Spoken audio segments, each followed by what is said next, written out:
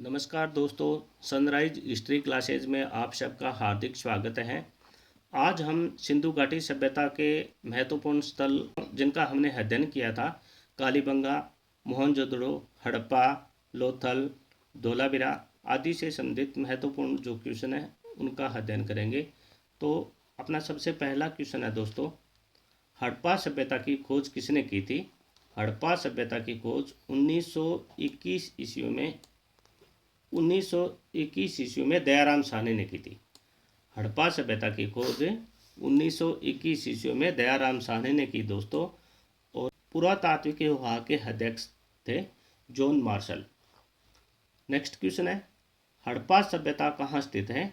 तो हड़प्पा सभ्यता पंजाब प्रांत पाकिस्तान के साहिवाल जिले में स्थित है। हड़प्पा सभ्यता पंजाब प्रांत के पाकिस्तान के साहिवाल जिले में स्थित है। नेक्स्ट क्वेश्चन है, हड़प्पा सभ्यता व सिंधु घाटी सभ्यता की खोज कब हुई थी? तो दोस्तों, हड़प्पा सभ्यता व सिंधु घाटी सभ्यता की खोज है 1921 ईस्वी में हुई थी। अगला क्वेश्चन है, सिंधु घाटी सभ्यता का काल क्या है? तो दोस्तों, सिंधु घाटी सभ्यता का काल 2300 ईसा पूर्व से 1750 रेडियो कार्बन तिथि के अनुसार सर्वमान्य काल है। अगला क्वेश्चन है, सिंधु घाटी सभ्यता का सबसे पहले खोजा गया स्थल था हड़प्पा। 1921 ईस्वी में दयाराम साहनी ने इसकी खोज की थी और उस समय पुरातत्व विभाग के अध्यक्ष थे जॉन मार्शल महोदय। नेक्स्ट क्वेश्चन है, मोहनजोदड़ो की खोज किस वर्ष हुई थी? तो मोहनजोदड़ो की खोज 1922 ईस्वी में हुई थी। राखल दास बैनर्जी ने इसकी खोज की थी। अगला क्वेश्चन है, हड़प्पा किस नदी के किनारे स्थित है? तो हड़प्पा दोस्तों रावी नदी के किनारे पर स्थित है। ये रावी नदी के बाएं तट पर स्थित है। अगला क्वेश्चन है, सिंधु घाटी सभ्यता की जानकारी कहाँ से मिलती है? सिंधु घाटी सभ्यता की जानकारी है हमें सबसे पहले दोस्तों पुरातात्विक जो उत्खनन है उसी से हमें सिंधु घाटी सभ्यता की जानकारी मिलती है। अगला क्वेश्चन है, मोहनजोदड़ो कहाँ स्थित है? तो मोहनजोदड़ो सिंध प्रांत पाकिस्तान के लरकाना जिले में स्थित है।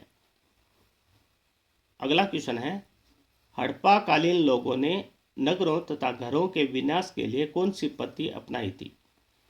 तो सिंधु घाटी सभ्यता के लोग थे, उन्होंने अपने घरों और मकानों को बनाने के लिए दोस्तों ग्रिड पद्धति अपनाई थी।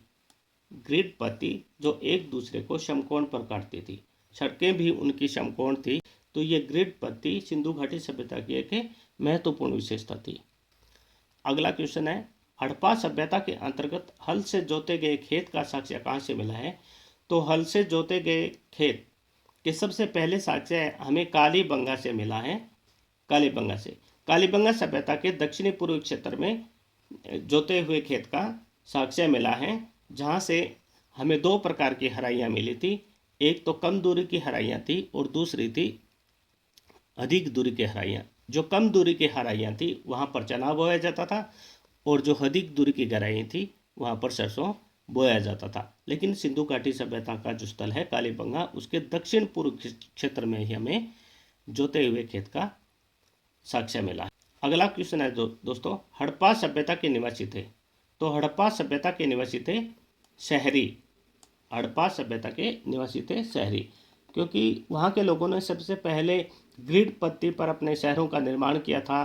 पक्की ईंटों से और कच्ची ईंटों से भी उन्होंने अपनी बस्तियों का निर्माण किया था। तो वे लोग व्यापार में भी सबसे पहले पश्चिम एशिया के देशों के साथ उन्होंने अपना संपर्क बनाया था। अगला क्वेश्चन है, हड़प्पा सभ्यता के संपूर्ण क्षेत्र का आकार किस प्रकार का था? तो हड़प्पा सभ्यता के संपूर्ण क्षेत्र का आकार दोस्तों त्रिभुजाकार था। नेक्स्ट क्वेश्चन है, सिंधु घाटी सभ्यता में बृहद स्नानागार कहाँ से पाया गया है? तो बृहद स्नानागार है वो मोहनजोदड़ो से पाया गया है। अगला हमारा क्वेश्चन है, हड़प्पा वासी किस वस्तु के उत्पादन में सर्वप्रथम थे? तो हड़प्पा वासी सबसे पहले उन्होंने कपास का निर्माण किया था। कपास का पौधा सबसे पहले उगाया था उन्होंने। तो हड़प्पा वासी कपास के उत्पादन में सबसे आगे थे। सिंधु घाटी सभ्यता का पतन नगर बंदरगाह कौन सा था? सिंधु घाटी सभ्यता का पतन नगर बंदरगाह है लोथल और सुरकोटड़ा। तो लोथल और सुरकोटड़ा ये दो बंदरगाह थे दोस्तों, एक तो लोथल भी था और एक सुरकोटड़ा था। तो इसका सही आंसर हो जाएगा दोस्तों उपयुक्त दोनों। ये इसका सही आंसर हो जाएगा कि उपयुक्त दोनों। लोथल भी एक बंदरगाह था और सुरकोटड़ा भी एक बंदरगाह था। तो सिंधु दोनों लोथल और सुरकोटड़ा सिंधु घाटी सभ्यता के महत्वपूर्ण स्थल थे। तो उपयुक्त दोनों इनका सही आंसर हो जाएगा दोस्तों। अगला क्वेश्चन है सिंधु घाटी के लोग किसमें विश्वास करते थे? तो सिंधु घाटी के लोग हैं मातृशक्ति में विश्वास करते थे। अगला क्वेश्चन है मोहनजोदड़ो की सबसे बड़ी इमारत मानी जाती है। तो मोहनजोदड़ो की सबसे बड़ी इमारत मानी जाती है उनका विशाल अनागार। नेक्स्ट क्वेश्चन है मोहनजोदड़ो की खोज किसने की थी? तो मोहनजोदड़ो की खोज 1922 ईस्वी में राखलदास बनर्जी ने की थी। नेक्स्ट क्वेश्चन है मोहनजोदड़ो का अर्थ है। तो मोहनजोदड़ो का अर्थ है मृतकों का टीला। तो दोस्तों मोहनजोदड़ो है वो सिंधी भाषा में इनका अर्थ है मृतकों का टीला, मुर्दों का टीला के नाम से भी इसे जाना जाता है। लोथल कहाँ स्थित है? अगला क्वेश्चन हमारा ये है लोथल कहाँ स्थित है? तो लोथल गुजरात में स्थित है। ये गुजरात में दोस्तों भोगवा नदी के किनारे स्थित है। अगला क्वेश्चन है सिंधु सभ्यता के उत्खनन से प्राप्त मोहरों पर किस पशु का उत्कीर्ण हुआ है? तो सिंधु सभ्यता से हमें जो दोस्तों मोहरे मिले हैं उन पर सबसे अधिक उत्कीर्ण बैल नामक जो पशु है उसका हुआ है। अगला क्वेश्चन है सिंधु घाटी सभ्यता में घोड़े के अवशेष कहाँ से मिले हैं? तो घोड़े के अवशेष हमें सुरकोटड़ा से मिले हैं। अगला क्वेश्चन है सिंधु घाटी स्थल कालीबंगा किस राज्य में स्थित है? तो कालीबंगा दोस्तों राजस्थान में हनुमानगढ़ जिले में स्थित है और घग्गर नदी के बाएं किनारे पर स्थित है। सिंधु घाटी के लिए मेसोपोटामियाई रिकॉर्ड में निम्न में से किस शब्द का उपयोग किया गया है? तो दोस्तों सिंधु घाटी सभ्यता के लिए मेसोपोटामिया के अंतर्गत जो इनका रिकॉर्ड किया गया था वो था मेलुहा के नाम से। और वहीं दोस्तों दिलमून है उनका संबंध बहरीन से बताया जाता है। अगला क्वेश्चन है अग्निकुंड के साक्ष्य कहाँ से प्राप्त हुए हैं? तो अग्निकुंड के साक्ष्य हमें कालीबंगा से भी अग्निकुंड के साक्ष्य मिले हैं और लोथल से भी हमें कालीबंगा के साक्ष्य मिले हैं। तो दोस्तों कालीबंगा से हमें अग्निकुंड का साक्ष्य मिला है और लोथल से भी अग्निकुंड का साक्ष्य मिला है। तो इसका सही आंसर ये हो जाएगा दोस्तों कि उपयुक्त दोनों इसका सही आंसर हो जाएगा कि हमें लोथल से भी और कालीबंगा से दोनों से हमें अग्निकुंड का साक्ष्य मिला है।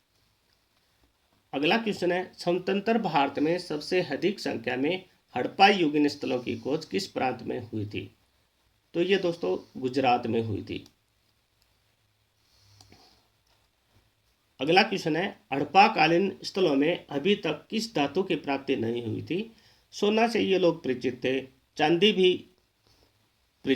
से भी ये परिचित थे, तांबा से भी ये परिचित थे, लेकिन लोहा उस समय लोहे के कोई अवशेष नहीं मिले हैं और न ही उन लोगों का लोहे का ज्ञान था। नर्तकी की एक कांस्य मूर्ति कहाँ से मिली है? नर्तकी की एक कांस्य मूर्ति कहाँ से मिली थी? तो नर्तकी की एक कांस्य मूर्ति है वो मोहनजोदड़ो से मिली थी। मोहनजोदड़ो की खोज 1922 ईस्वी में राखलदास बनर्जी ने की थी। मोहनजोदड़ो पाकिस्तान प्रांत के लरकाना जिले में स्थित है। अगला क्वेश्चन है सिंधु घाटी सभ्यता की लिपि कौन सी थी? तो दोस्तों सिंधु घाटी सभ्यता की लिपि थी भाव चित्रात्मक। सिंधु घाटी सभ्यता की लिपि थी भाव चित्रात्मक, लेकिन इसकी सबसे बड़ी समस्या यही रही है कि उसे आज तक पढ़ने में कोई सफलता नहीं मिली है। अगला क्वेश्चन है किस पदार्थ का उपयोग हड़प्पा काल की मोहरों के निर्माण में मुख्य रूप से किया जाता था? तो सेल खड़ी नाम का एक पत्थर था दोस्तों उससे सबसे अधिक सिंधु घाटी सभ्यता में जो मुहरें बनाई गई थी। तो यही एकमात्र ऐसा पत्थर था। अगला क्वेश्चन है, सिंधु सभ्यता की ईंटों का अलंकरण किस स्थान से मिला है? तो कालीबंगा से। कालीबंगा से दोस्तों हमें अलंकृत ईंटों का साक्ष्य मिला है। यहाँ का जो फर्श था ना, कालीबंगा का जो फर्श था, उस फर्श में अलंकृत ईंटों का हमें साक्ष्य मिला है और उन पर कुछ विशेष प्रकार के चित्र बनाए जाते थे। अगला क्वेश्चन है, सिंधु घाटी सभ्यता कहाँ तक विस्तृत थी? तो सिंधु घाटी सभ्यता दोस्तों पंजाब, राजस्थान, गुजरात, उत्तर प्रदेश, हरियाणा, सिंध और बलूचिस्तान, यहाँ इन जगह पर सिंधु घाटी सभ्यता फैली हुई थी। तो अगर दोस्तों भारत में हमने वीडियो में पढ़ा था कि भारत में इनके जो महत्वपूर्ण स्थल है, सबसे पहले जम्मू कश्मीर आता है, उसके बाद में पंजाब आता है, उसके बाद में हरियाणा आता है, राजस्थान आता है, उसके बाद में उत्तर प्रदेश और फिर इसके बाद में गुजरात। यहाँ इनका एक क्रम हमने पिछले वीडियो में भी पढ़ा था। अगला क्वेश्चन है, सिंधु अर्थव्यवस्था की ताकत क्या थी? तो दोस्तों सिंधु अर्थव्यवस्था की ताकत थी कृषि। अगला क्वेश्चन है, सिंधु घाटी सभ्यता के लोगों का मुख्य व्यवसाय क्या था?